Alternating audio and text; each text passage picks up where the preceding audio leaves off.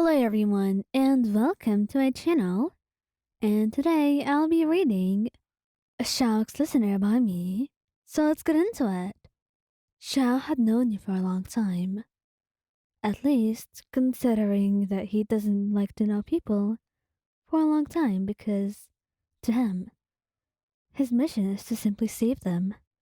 And that's goodbye after. But when it came to you, it was quite different. It's been 8 months after all. And he's been unable to leave you. He wanted to stay by your side, to see your smile every day, to be always near you, in some way or another. And the more he did that, the harder it was to get away. It was like you were a magnet, and he was simply just attracted to you, unable to flee. And either way, by the time he had noticed that attraction, it was too late to even try.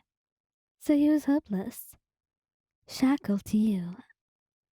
But he doesn't entirely mind it, except for the whole worrying about you that sent him crazy sometimes.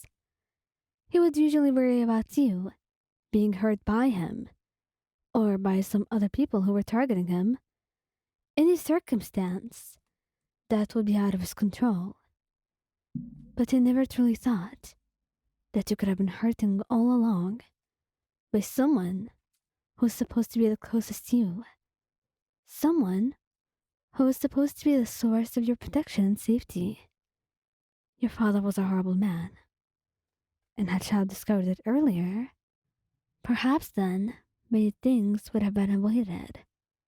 But how could he have known when you hit it so well? When you smiled so easily at him in the morning? When you made him feel like the world was alright?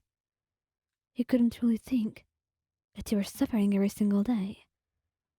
But you were that good at hiding it. Not wanting to burden anyone, especially someone like Xiao, who already deals with a lot more than he should. But you would much rather have found out in a different way, rather than this. Seeing you bruised up in front of him, and tears in your eyes, it wasn't the sign that he would have ever imagined, and it only came to him in his nightmares. He never wanted to see you so sad or so miserable, but here it was. I don't understand. How could he do this to you? He chuckled, trying to lighten the mood, but it wasn't working at all. It's fine, Xiao. I mean, doesn't it happen with parents? Maybe you had no idea what you were talking about.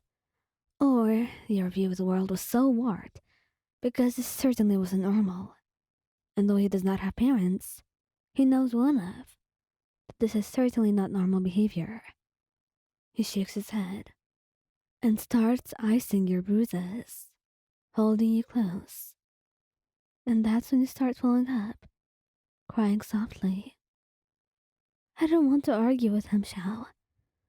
I don't know how it went so horribly wrong, but it was a small argument. I didn't mean for things to go so wrong. I didn't think he would hurt me so much. He shouldn't have hurt you. At all. You're his daughter, Wayan. He should care about you. Be worried about people hurting you, not being the one to hurt you himself. And that made you cry more. Because it made sense. But with your parents, or specifically your dad, it truly didn't make any sense when applying it to him. He didn't understand, and most of the time, he preferred to use his hands instead of his words. Well, I guess it's too late to talk about it now. I mean, I've lived with him all my life. I should be used to this.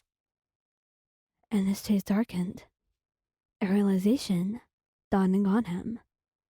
Mayan, does your father do this often? I guess so.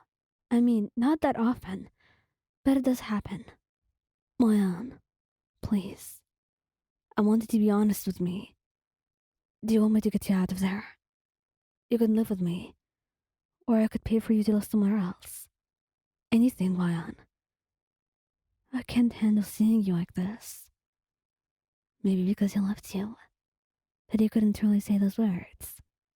They were foreign to him, terrifying, and admitting them would be admitting many things at once, both to you and himself. So he never said them. They never came out of his mouth, but they were there, in his eyes. He only looked away, frowning a little bit. I don't want to leave my father. I may hate him sometimes, and our relationship is rocky at best, but he is my dad. I can't just leave him like this. And he's old, too. He's hurting you, and I can take it. Besides, we have been getting better lately. I'm sure this is just a one-off thing. It will be fine. That's what you said. And a few days later, Xiao had heard you within his consciousness, screaming. That's when he immediately teleported at your house, where you were. And there was blood on your face, on your hands, your father grabbing his belt, and there was glass shattered on the floor. In that instant, you had knocked your father out, and that was the most sympathetic thing that you could do, because otherwise, he would have hurt him beyond human comprehension. But he can't do that, at least not with you around, knowing that he did it to your father, and especially with the way you talked about him. He carried you into his arms. Wyan, stay with me. I can't lose you, Wyan. You coughed into his shirt, blood smearing on the cloth, and that's when he knew that he didn't have much time. So he quickly teleported to Baizu, hoping that you won't be affected by his teleportation. And as Baizu continued to treat you, Xiao felt himself cry for the first time in centuries. He held one of your hands to his cheek, kissing it. I don't think you understand, or you will hear me right now. But I love you, Ion. Please, don't go away. He cried softly. Baizu didn't say a thing. He just went on about treating you normally, giving Xiao a modicum of privacy. And when you woke up, Xiao declared that you will never go to your father again, all while holding you protectively and spoiling you, wanting to bring a smile to your face in any way after knowing about horrible things that you go through. Right now, it was his duty to protect you, to take care of you, and bring you happiness in every single way he could. And most of all, it wasn't because he took you away from your father's house and made you live in his. No. But it was because you were now his lover. Because you too said those words back to him. And they were the most precious thing he'd ever heard in his lifetime.